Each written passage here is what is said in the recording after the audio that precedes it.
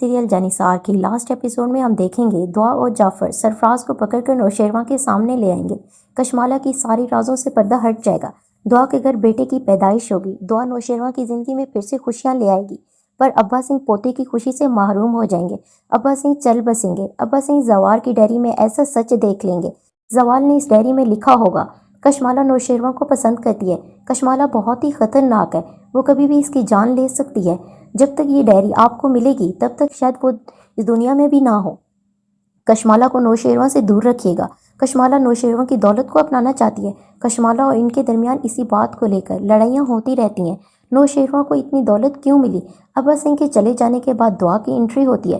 دعا افسوس کرنے آتی ہے، پر کشمالہ کو یہ بات ہضم نہیں ہوتی۔ وہ دعا سے کہتی ہے، نوشیروان تمہیں طلاق کے پیپرز جلد بھجوا دے گا، یہاں سے تم جا سکتی ہو۔ دعا بولتی ہے، وہ یہاں سے جانے نہیں آئی، جانے کی باری اب کشمالہ تمہاری ہے۔ دعا نوشیروان کے پاس جائے گی اور اماں سے بھی آ جائے گی۔ نوشیروان دعا سے جانے کو بولے گا، میں تمہاری دعا شکل بھی نہیں دیکھنا چاہتا۔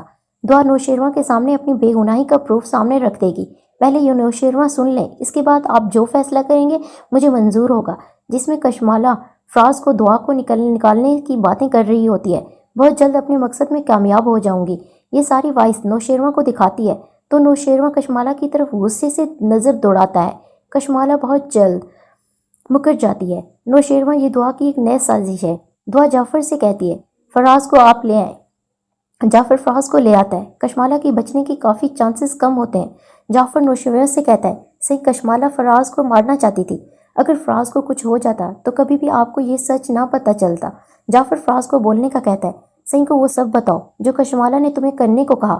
فراز بولتا ہے، یہ جو نوشیروان تمہارے ساتھ ہو رہا ہے یہ سب کشمالہ کروا رہی ہے۔ کشمالہ چاہتی ہے تمہاری اور دعا کی طلاق ہو جائے، اس لیے اس نے اس کو استعمال کیا۔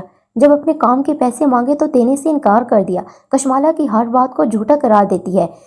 جعفر پھر کشمالہ اور سرفراز کی ملاقات کی ویڈیو دکھاتا ہے۔ اس طرح پھر کشمالہ کی دی اینڈ ہو جاتی ہے۔ جیسے ہی نوشیروان کشمالہ کو سزا دینے لگتا ہے ویسے ہی کشمالہ پاگل ہو جاتی ہے۔ آخر کار کشمالہ کو سزا مل ہی جاتی ہے۔ اس کے بعد جعفر نوشیروان سے کہتا ہے، صحیح اب سرفراز کا کیا کریں؟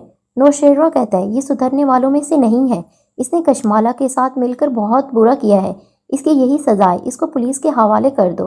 سرفراز اور کشمالہ کے جانے کے بعد دعا اور نوشیروان ایک ہو جاتے ہیں۔ کچھ دن گزر جانے کے بعد دعا کے ہاں بیٹے کی پیدائش ہوتی ہے۔ نوشیروان کے گھر میں خوشی کا سماں ہوتا ہے۔ دعا کے گھر والے بھی اسے معاف کر دیتے ہیں۔ ویڈیو پسند آئے تو ویڈیو کو لائک کریں، چینل کو سبسکرائب کریں۔ اللہ حافظ دوستوں۔